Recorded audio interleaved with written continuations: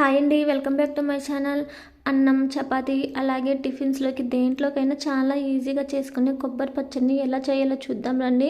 First అయితే ఒక pan పెట్టుకొని ఇందులో కొంచెం ఆయిల్ వేసుకొని ఆయిల్ హీట్ అయిన తర్వాత ధనియాలు, జీలకర్ర, ఒక 15 వరకు ఎండుమిర్చి వేసుకొని ఒకసారి ఇలా కలుపుకోవాలన్నమాట. ఇది కొంచెం ఫ్రై అయిన తర్వాత మనం కొబ్బరి ముక్కల్ని ఇలా చిన్న ముక్కలుగా కట్ చేసుకొని వేసుకోవాలి. ఇందులోనే ఒక చిన్న నిమ్మకాయ సైజ్ అంతా చింతపండు, ఒక 4 నుంచి 5 వరకు వెల్లుల్లి రెబ్బలు, చిటికెడంత పసుపు కూడా వేసుకొని మనకి ఈ కొబ్బరి ముక్కలు అనేవి బాగా ఫ్రై అయ్యేలాగా అట్లీస్ట్ ఒక 10 మినిట్స్ అయినా కూడా వీటిని బాగా అయితే ఫ్రై చేసుకోవాలన్నమాట.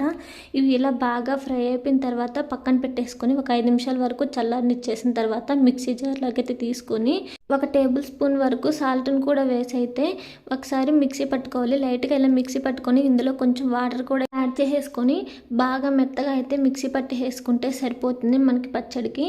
ఇంకా దీన్ని తిరగమాత పెట్టేసుకుంటే సరిపోతుంది అనమాట. ఇదే ప్యాన్లో కొంచెం ఆయిల్ వేసుకొని ఆయిల్ హీట్ అయిన తర్వాత ఆవాలు అలాగే కొంచెం కరివేపాకు వేసుకొని కరివేపాకు వేగిన తర్వాత మనం మిక్సీ పట్టుకున్న పచ్చడి మొత్తాన్ని ఇందులో అయితే వేసేసుకొని ఒకసారి బాగా కలుపుకొని అట్లీస్ట్ 1 నిమిషం పాటు దీన్ని బాగా కలిపేసుకుంటే మన పచ్చడి అయితే రెడీ అయిపోతుంది. వేడివేడి అన్నంలోకి సూపర్గా ఉంటుంది.